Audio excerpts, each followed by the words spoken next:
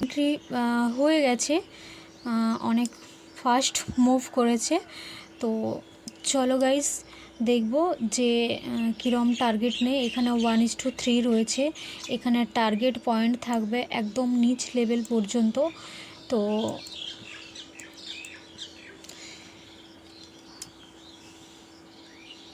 এখানে অনেক fast move করেছে। এখানে কোন লজিকে সেলিং ট্রেড নিয়েছিলাম তার সম্পূর্ণ বিষয়টা আলোচনা করব। তো চলো গাইস এখান থেকে আশা রাখবো যে 1:2 টার্গেট দিয়ে দেবে, তারপর টার্গেট লেভেলও আশা করি দিয়ে দেবে। এটা থাকবে 1:3 টার্গেট, 1:2 পয়েন্ট 91, আর এটা থাকবে টার্গেট লেভেল টার্গেট 4। তো চলো আলোচনা করি যে কেন এখানে সেলিং ট্রেড প্ল্যান করেছিলাম।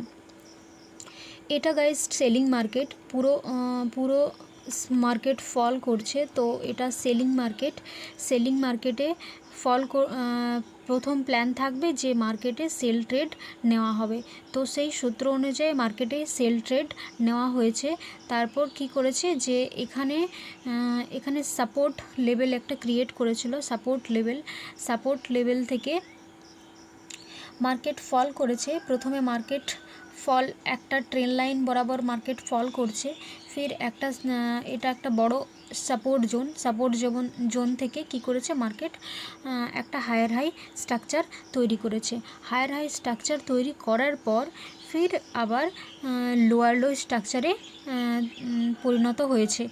এই যে লোয়ার লো স্ট্রাকচারে পরিণত হয়েছে, এখানে মার্কেট ফল করার পর পুলব্যাকে এন্ট্রি, আর এখান থেকে সেলিং প্ল্যান। তো এই প্ল্যানিংয়ের সাথে এই এন্ট্রিটা নেওয়া হয়েছে গাইস। তো দেখব যে এখানে টার্গেট কতটা হিট করতে পারে।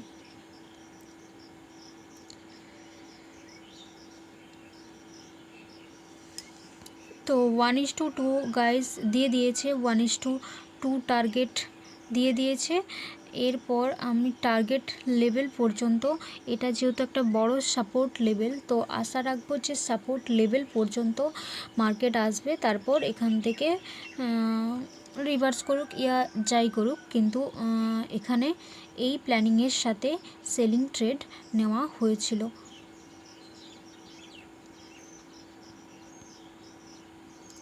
ওয়েট করব যে টার্গেট লেভেল 2 পর্যন্ত মার্কেট যাচ্ছে কি না। অলরেডি মার্কেট মুভ করে দিয়েছে টার্গেট লেভেল। তো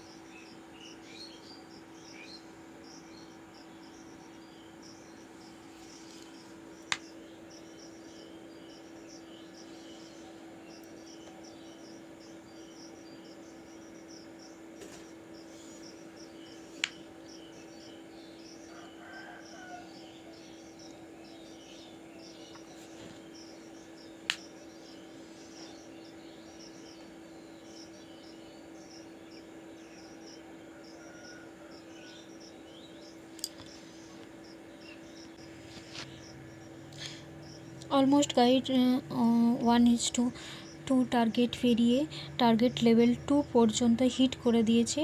তো এর যে লোয়ার লো স্ট্রাকচারে যে ট্রেডটা নিয়েছিলাম, তা এখানে একটা জিনিস লক্ষ্য করতে পারছি গাইস, যেখানে যদি এন্ট্রি পয়েন্ট ঠিকঠাক মার্ক না করতে পারি, তো দেখছো এখানে এন্ট্রি নেওয়ার কোনো চান্সই দেবে না। তোমাকে এন্ট্রি পয়েন্ট মার্ক করে রাখতে হবে। এন্ট্রি পয়েন্ট মার্ক করার পর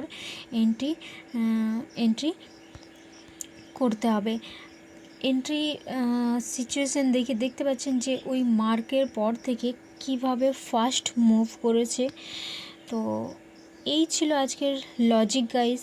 তো গাইস কিছুদিন আগে যে আমি অ্যাকশন থেকে একটা চ্যালেঞ্জ নিয়েছিলাম, তাতে আমার ড্রপ আউট হয়ে গেছে। তো কেন হয়েছে গাইস, এখানে আমি দেখলাম যে প্রত্যেকটা যারা কিছু কিছু ট্রেডার ছিল 1000কে এক সপ্তাহের মধ্যে 5000 15,000 করে দিয়েছে। তো কি করে সম্ভব গাইজ, মানি ম্যানেজমেন্ট করে কি করে এটা করতে পেরেছে জানি না।